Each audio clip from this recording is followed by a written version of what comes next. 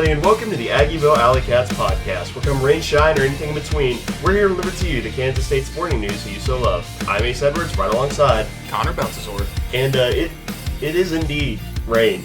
There's a lot of rain. It's not often that we record in the rain or during storms, but today is definitely one of those days, and it's really unavoidable. So it's going to happen. Yeah, it's supposed to rain and storm the entire day, so if you hear thunder, sorry.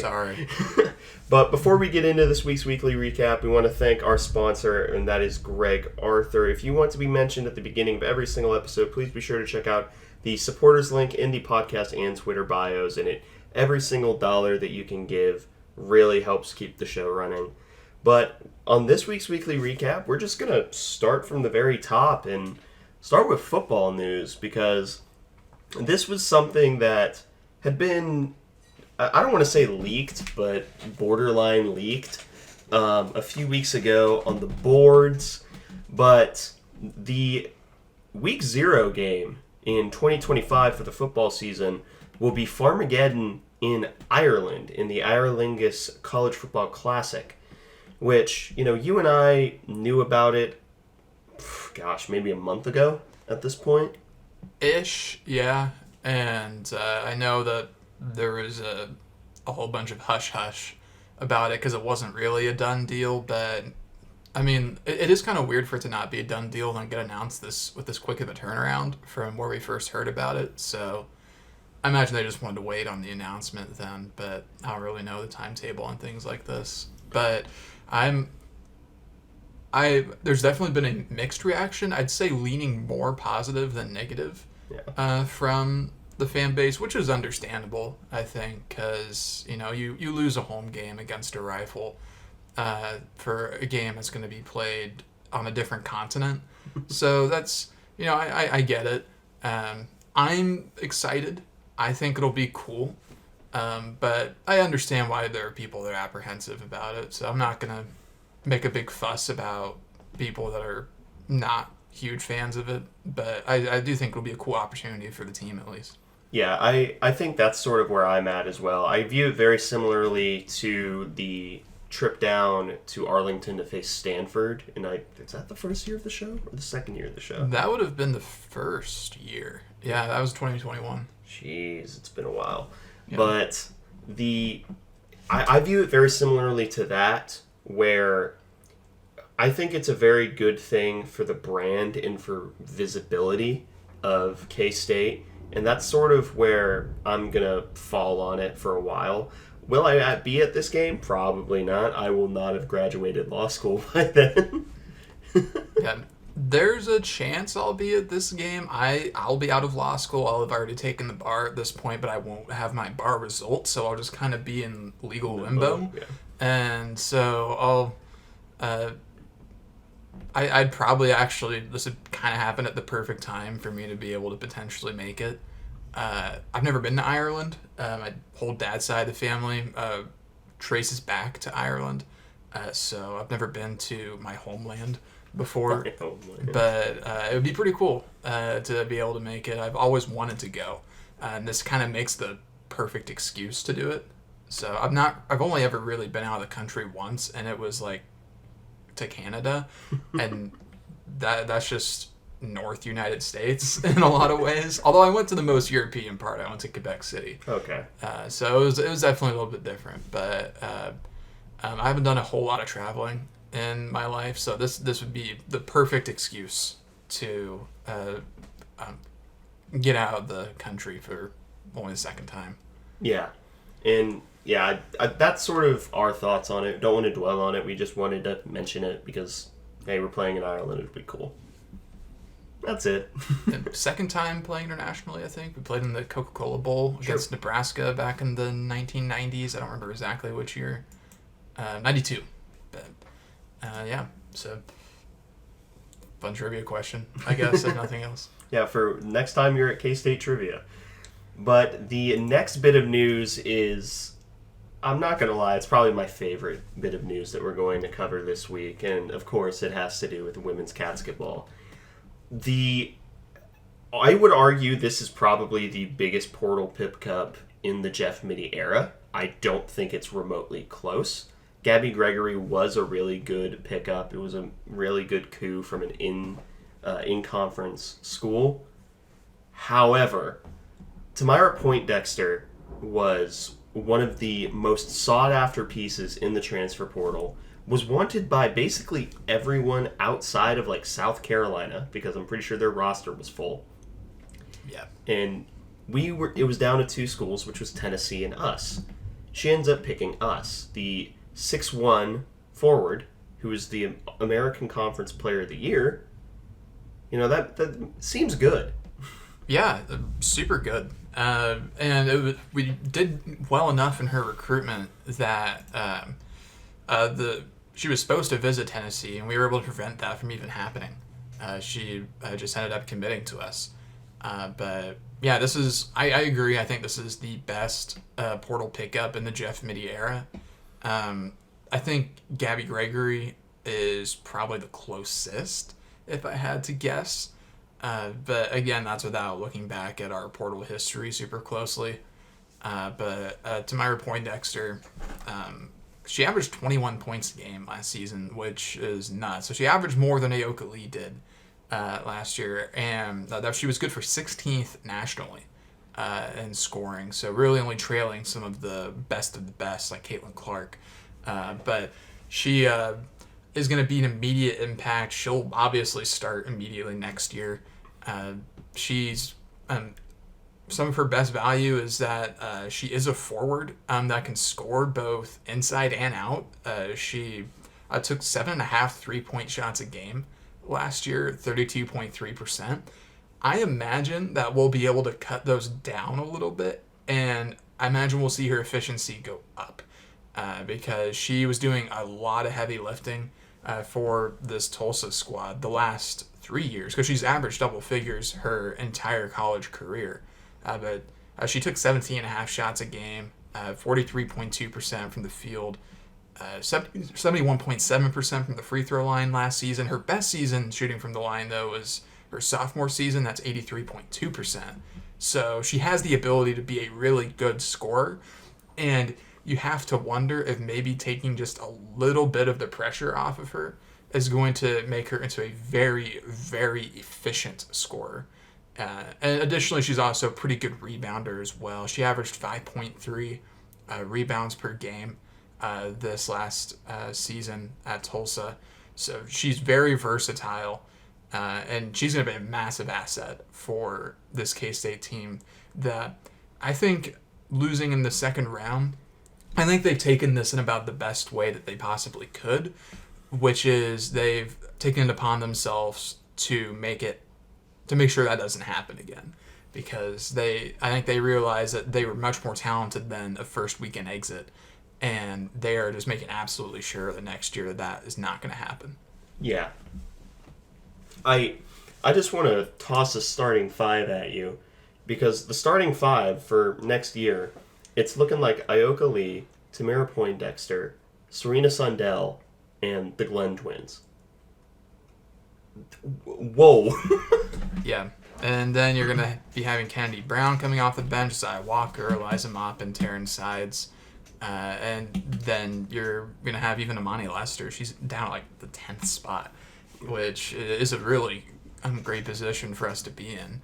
We're going to be a super deep team next year, and we might just be done in the portal. I think it's maybe if we find somebody that just is too good to pass up and really wants to be here, then we'll take them. But I honestly wasn't, when I saw that we had some interest in Poindexter, I didn't really expect us to actually get her. No. I had zero expectation that we were going to land her, and then just almost out of nowhere, we very quietly were able to secure her commitment before she went anywhere else, which, again, masterful recruiting from Jeff Mittie, who we have always known is a really good recruiter. So great job from him and the staff unlocking this one up quickly and getting an instant impact starter for next season, and just reloading the roster and probably making the roster better, I think, which is strange to say. Yeah, because last year's roster was really talented. I would pound the table and say that this next year's roster will be even more talented. Yeah, I think that's completely fair. And I told myself I wasn't going to get out over my skis for next season because we really did for this year. And we ended up just falling short of where we wanted to be. But now with the Tamira Poindexter addition and Kennedy Brown as well, and who we're bringing in, and then just the rest of the team that we have back, it's like this team really doesn't have any excuses. And I think that they know that, and I think that next year could be just as good as this last year or even better. Yeah, because there are two, arguably three legit WNBA players on the roster for next year. And Tamira Poindexter and Serena Sundell. Yeah. Yeah. There is no excuse. Yeah. This next team, I imagine, I think it's going to be great that we bring back most of the core because so many of them are going to have a bad taste in their mouth from how the season ended. So in an era of the portal where you often lose a lot of your team, bringing back so much of it is going to be a huge asset, especially for this offseason to keep people focused. Yeah, I agree. We've gushed about this ad for long enough. We can, in 6 months when we're doing the women's basketball special, we can keep talking about it. But unfortunately, there is one Wildcat who is going to be transferring out on the men's side, and that is the freshman guard RJ Jones. Only averaged 2.4 a game, but it really is unfortunate because I really, really liked his potential. I also really liked his energy. This could signal a few things, like maybe a few portal targets are going well, and maybe he just didn't see the really big path to playing time with the amount of people that are visiting. Yeah, it sucks, but if I were to pick any of the three freshmen to leave, I would have picked RJ. Yeah, I think that was probably the odds-on favorite because Day obviously has a key role on this team, and he spent the last month of the season really carving that out, so he has a clear future here. And Buddy Rich, we kind of always knew was going to be a bit of a project, and I think getting his former high school teammate CJ Jones on the roster would maybe helped with retention. I'm not sure if it played into it at all, but at the very least, Buddy has a ton of athletic potential, and RJ had a ton of potential as well, but was just kind of left as the odd man out because he didn't really break out in a huge way. He had his moments. But he just didn't do enough to separate. I wanted him to come back, but again, we recently got a crystal ball prediction for Brendan Housen, the transfer from Villanova, who visited K-State. We have two visitors in this weekend with Khalif Battle and Clifford Omarui, so that's three guys there. Kaluma declared for the draft, but did maintain his eligibility. So it's up in the air on that. I'm just not going to expect him to be back, and I'll be pleasantly surprised if he does return. But looking at next year, RJ was probably going to be like second or third to last on our depth chart for guys that were getting in, and that's not a slight at him. That's just saying that if the cards fall where we think they may, we're going to have a very deep and talented team next year. And RJ probably just was looking somewhere where he could get some more immediate playing time and development. And I can't really fault him for that. Plus, it would have been very confusing to have an RJ Jones and a CJ Jones on the team. So that's the real reason. So I understand him not wanting to have to deal with that because it just would have been difficult for all the announcers to just constantly be saying the wrong name. Yeah,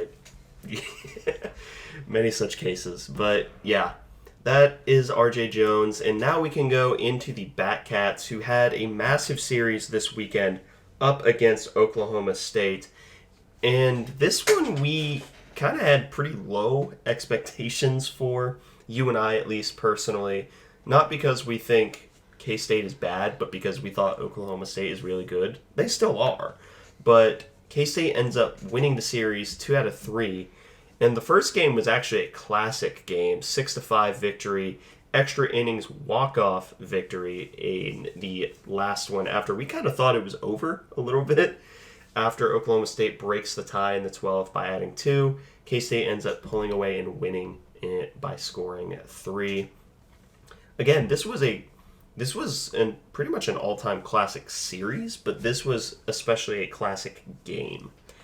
Yeah, this game was awesome.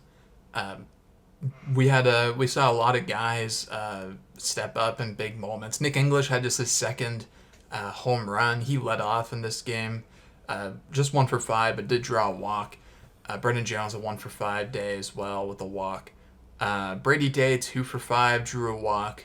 Kalen Culpepper, he had 2 doubles in this one, went 2 for 6. Chuck Ingram, 1 for 4 and a walk, so one of his better days on the weekend. And then Caden Phillips, he was DH in this game, 2 for 6.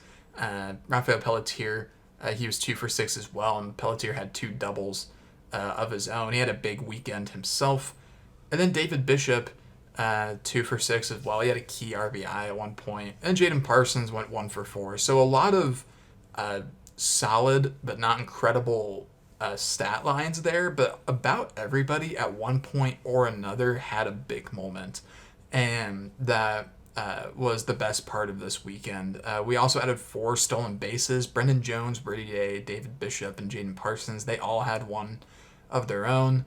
But yeah, this was a pretty solid day for the offense. 14 hits and 47 at-bats, drew 5 walks. 14 strikeouts was really high. 3 for Caden Phillips and 3 for Brendan Jones. Then we left 11 on, but at the end of the day, it's tough to gripe with those numbers when you end up with the walk-off victory. Yeah, this is a game where we probably get frustrated because we set our target number for left on base as 7. We bring it up every week at this point. Maybe we should adjust it to like 8 or 9. Yeah. But, you can't really complain whenever you get a victory. And on the mound, it was pretty solid as well. Owen Borma going 5 2/3, only giving up 3 earned runs. 5 walks, though, which was 5 walks and 1 hit by pitch. So he gave an equal amount of free bases as he gave strikeouts, which is 6 each. But he did go deep into the game, going 5 2/3, 1/3 of an inning short of a quality start. But Blake Dean took over shortly afterwards, gave up no runs, but 2 walks, but also no hits. Cole Weisenbaker came in, pitched 1 2/3, faced 4 batters, and got them all to ground out. Tyson Neighbors then came in, only gave up 1 hit, but had 2 walks, but 5 strikeouts again. And then Andrew Evans came in to pitch the last 2 extra innings, and he ends up giving 2 hits, 2 runs, 2 walks, and a strikeout. So we got scared a little bit, but he ends up getting the victory on the day by virtue of the offense coming alive in that last inning. So congratulations to the pitching staff for having a generally pretty solid day against an Oklahoma State offense that is more than capable of spotting runs a lot and often. Yeah, Andrew Evans really kind of got gifted a W, which again goes to show the value of pitcher wins and losses. But yeah, Tyson Neighbors, he really looked like his old self in this game. He had some massive strikeouts. He touched 98 a couple of times on his fastball.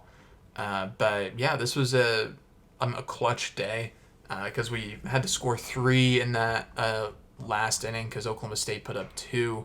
And that came from that walk-off came from a David Bishop, who scored Chuck Ingram. It was just a single right down the line to left field. Was able to get past third. So it was a huge day.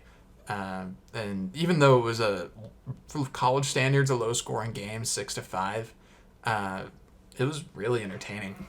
Yeah, it was a really, really entertaining game. And so was the second one for completely different reasons. But K-State ends up winning the second game 7-2.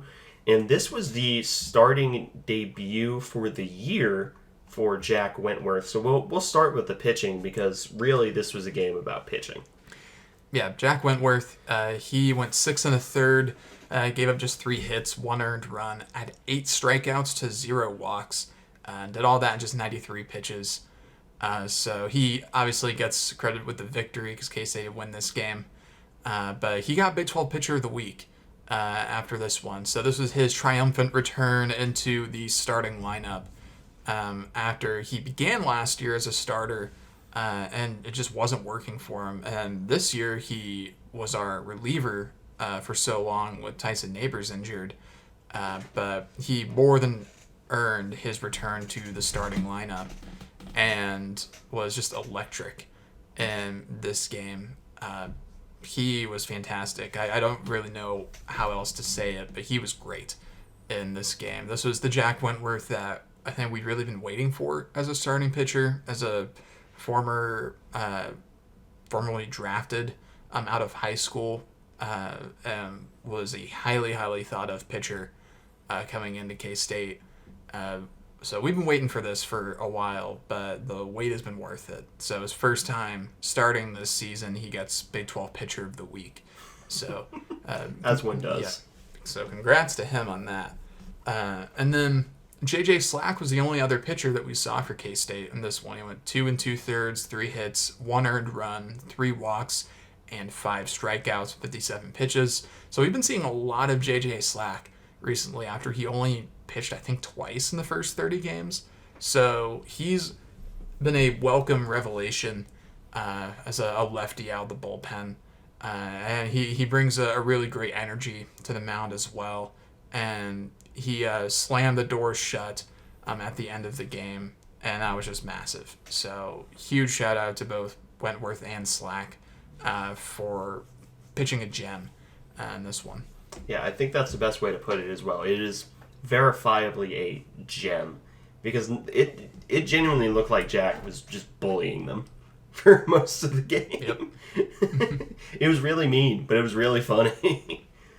But in terms of offensive performances, K-State did put up 7 runs, and that was mostly highlighted by Brady Day getting a 2-for-4 performance, and then Rafael Pelletier getting a 3-for-4 performance, including 2 home runs.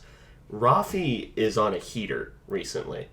And then David Bishop goes 2-for-4 as well, and then Jaden Parsons, who's crept his way up and I think has officially won the everyday starting third base job. He goes 1-for-4 with a home run, which I believe it's his second home run in his college career. Yeah, I know it was definitely his first at K-State. Yes. And I don't know if he had another at his prior stop, but this was definitely his first K-State home run. And I was at this game with my dad, and my dad called the Jaden Parsons home run, which I thought was weird because he hadn't hit one all season long, but he was right. So I'll have to listen to more on that, I guess. Suppose so, but yeah, Rafi has been massive. Brendan Jones got on base twice with a hit and a walk. Of course, he stole 2 bases because that's just kind of what Brendan Jones does. But a good offensive day for the Cats paired up with an amazing pitching day.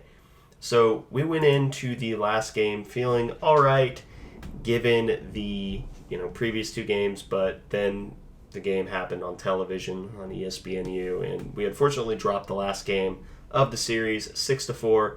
All the scoring was done in the first 4 innings. This game and the Omaha game were kind of boring. I don't want to, I love baseball, but they weren't exactly heaters, I think is the best way to put it. But this was the return to the weekend start for Ty Rule, but unfortunately just doesn't go his way. And we used quite a lot of pitchers and quite a few changes in the field. And then I think we have to start by addressing the David Bishop injury. Yeah. Because he ran into a wall. At first I thought he broke his ribs, but he ends up running into a wall while chasing a foul out, or what would have been a foul ball. He ends up hitting, I believe, the gate. Yeah, it was the gates. He sliced his leg. Yeah. And sliced up his pants as well. And so he was down for a while. There was blood stains on the pants. So it was like kind of gruesome. But he walked off, and yeah, he walked off fine. Didn't play against Omaha, so I imagine he's probably. Yeah, I think the designation for Major League would be 10-day IL, but yeah, it's probably just day to day. Yeah, but it was outside of those first 4 innings, an uneventful day for K-State at the plate. No extra base hits in this one. Kind Lotus led off this one. He went 0 for 2 with 2 strikeouts. And Caden Phillips pinch hit for him and went 0 for 3 with 2 strikeouts. So not a lot happening at that leadoff spot. Brendan Jones had a nice day, 3 for 5 with an RBI. He stole 2 bases as well. But an uncharacteristic day for Brady Day, 0 for 5 in this one. So that ended his long on-base streak. And he also had an error in the field at one point. Kalen Culpepper went 1 for 4. Nick English went 1 for 3 with a walk. Rafael Pelletier, he went 1 for 4 as well. Chuck Ingram 0 for 3 with a walk and 2 strikeouts. It's been a pretty rough stretch for Chuck Ingram. He's just not looked the same as he did early in the season. He's lots of strikeouts as of late. Jaden Parsons went 1 for 4. Then David Bishop was walked with the bases loaded before a gate almost killed him. And then Jaden Lobliner was a defensive sub for him, went 0 for 2. Daniel Rivera pinch hit for him at one point and went 0 for 1. So, yeah, not a super great day for K-State on the bases. Nick English stole a bag as well. But just not a lot going, especially outside of the 2nd through 4th innings. That's where K-State did all of its offensive work, but they just weren't able to capitalize for the most part in this game. Yeah, notably no extra base hits for K-State. In terms of pitching, it wasn't a horrid day. In fact, the back half of the game was really good in terms of pitching. Tyrell goes 2 innings, 1 hit, 2 earned, 3 total runs, 2 walks, no strikeouts though. I think it's going to take him a little while to get in the groove of things again. Mason Buss goes 1 inning, 4 hits, 3 earned, 1 walk. Sam Roberts goes a third of an inning, gets a walk, and then proceeds to get a ground out to get out of the inning. Cole Weisenmaker, who's really come along recently since I think I called him really inconsistent. Apparently he took that to heart.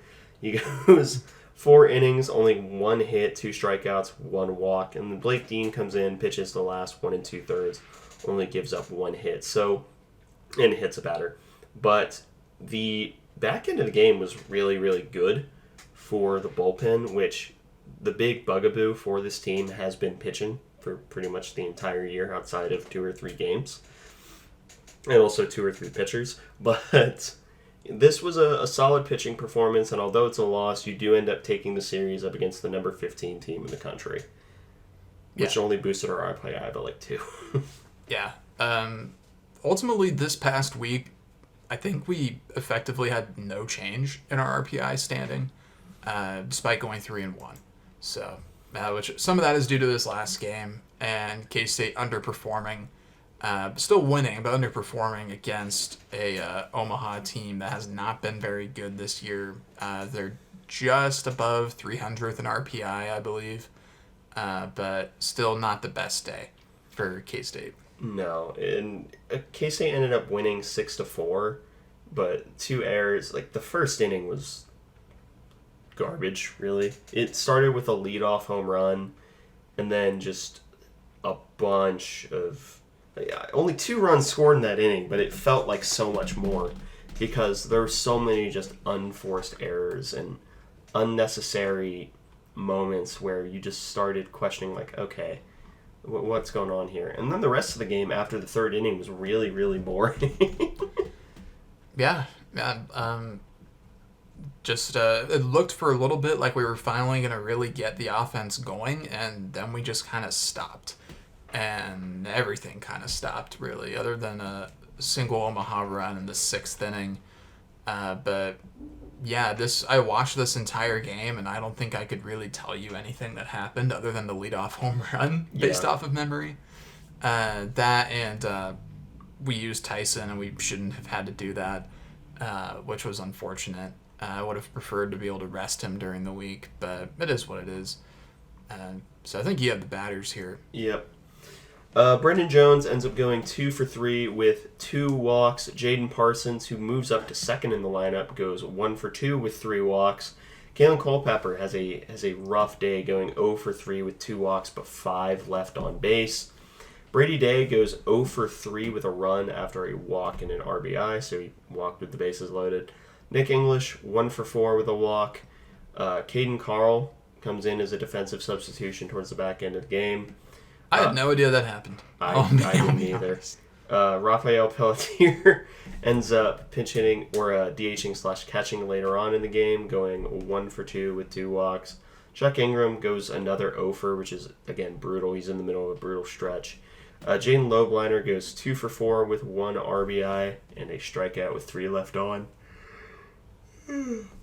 Excuse me. But the only extra base hits were Nick English, Rafi, and Caden Phillips, each getting a double.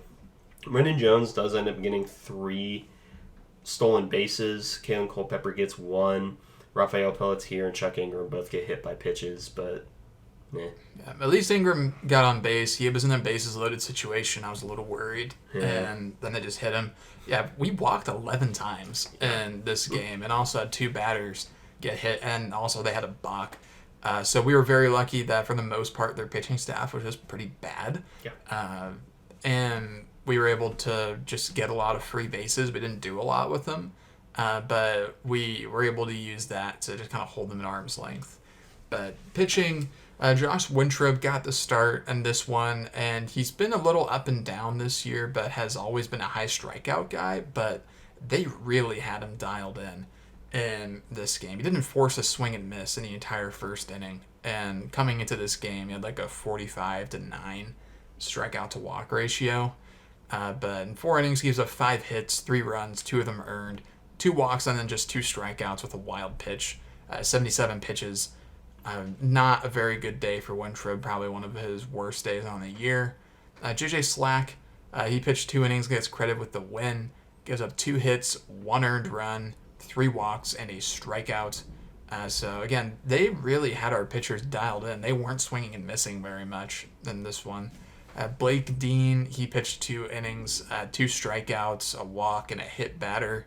I think he started with the walk and the hit batter and then really settled down after that, if I recall. And then Tyson Neighbors pitched the last inning. Walked a batter, got a strikeout, forced a fly out and a ground out. It's a little bit of everything for him, but he gets his 3rd save on the year. So Tyson stat padding. Speaking of stat padding, the only thing I remember from this game is A, it was a little boring, and B, the strike zone made me, as a former pitcher, want to die. Yes, the strike zone was just horrific. And this one, it was consistently horrific, but it was still horrific. There's a way that you can have a consistent zone that's not good, but still have it be fair. This was just an unfairly consistent. It was consistent, but it was just a completely unfair zone. It was unrealistic. And it didn't result in a ton of hitting either. It was just a lot of walks. K-State walked 7 compared to just 6 strikeouts, and Omaha walked 11 just to just 5 strikeouts. So that made for a pretty ugly game. Nothing low was getting called for the most part. You pretty much had to be hitting, I'd say probably mid-thigh for it to be called low, maybe higher. You had to basically hit a 1-by-1, like, napkin from a kid's birthday party at belt level to get the strike called. Yeah, it was pretty brutal. I was close to feeling bad for Omaha's pitchers. They weren't doing themselves many favors in this one. They were not very good, but it was still a pretty brutal zone, and they weren't getting any help. And any time that I thought there was going to be like a makeup call, it was just no. There wouldn't no. So it was a lot of reasons this was not the most fun game to watch. But K-State, at the end of the day, does get the win. I was worried that only winning by 2 would really hurt our RPI, but I think we only dropped like 1 spot for it. So we're back at 35th, which is where we started this week. Yeah, so we didn't move. Yeah, so because we only went up to about 32 or 33 after Oklahoma State. And after, other teams play, it shuffles everything around. We were at 34, so we only dropped 1 spot. So ultimately, this last week, it did not matter. RPI thinks it didn't matter. Winning a home series against Oklahoma State absolutely matters, despite what RPI seems to think. But maintaining our position there is good. Right now we're projected, I think we're in the high 3 seed, low 2 seed right now, which is a fairly decent spot to be at this point. I don't remember. I think we were in the Terre Haute regional with Indiana State. Yeah, which preferable to the Fayetteville regional, which is where we were for a while. Yeah, D1 baseball has us in Terre Haute, which I would much rather be there than playing Arkansas or Clemson again, or anybody in the Southeast really. So it definitely could be a lot worse. But yeah, this is a pretty solid bounce back week. We kind of sleptwalked through this Omaha game, but we survived. And I think in past seasons, that's a game that K-State probably drops, honestly. Yeah. But the next series is a weekend series up against TCU down in Fort Worth, who's been really bad this year until recently when they've decided that they're going to get hot because, of course, every time that K-State can never have an easy game. But, it is Fort Worth. We've not had a lot of luck down there. But TCU isn't the team that they were projected to be, so I'd say we have a pretty solid chance of at least taking 2 in this series. Yeah, I'd like to take 1, ideally. If we can get 1, I'll be fine. TCU had an incredible non-conference slate, and then just completely fell apart in conference play. Because if the season ended today, they wouldn't even make the Big 12 tournament. Yeah, like they just had a very, very weird season down in Fort Worth, but they're still a very talented team, so I'm not taking them for granted at all. And Fort Worth has been a difficult place for us to play, but yeah, we're kind of now hitting that home stretch of the season. We only have a handful more series in Big 12 play, so yeah, it's starting to wind down. Yep. We also canceled our South Dakota State series, or game, I should say. But we only have 1, 2, 3 Big 12 series left before the Big 12 tournament. Yeah, and then just 1 midweek game. We have Nebraska coming up May 1st on Wednesday at Nebraska. The game in Manhattan got canceled back in March, I think. It was March. And so they've been pretty quality this year, so that'll be a tough game for K-State. But yeah, it's a lot of really big opportunities coming up for the Cats. Yeah. You have any final thoughts before we sign off? Excited for the draft. Hope some K-State guys go early and often. Yeah, I agree. But for now, thank you all for listening to this episode of the Aggieville Alleycats podcast. If you want to follow or contact the show, you can follow us just about anywhere at Aggieville Alleycats. And if you want to email us, we're AggievilleAlleycats@gmail.com. If you want to follow us more personally, I am at ACEdward00. I'm at Connor Baltazar, capital C, capital B. And if you want to support the show financially, please be sure to check out both the supporters link and the merch link, both in our podcast and Twitter bios. But most importantly, thank you all for listening to this episode of the Aggieville Alleycats podcast. Or come rain, shine, or anything in between, we're here to lure to you the Kansas State sporting news that you so love. Stay safe, Alleycats.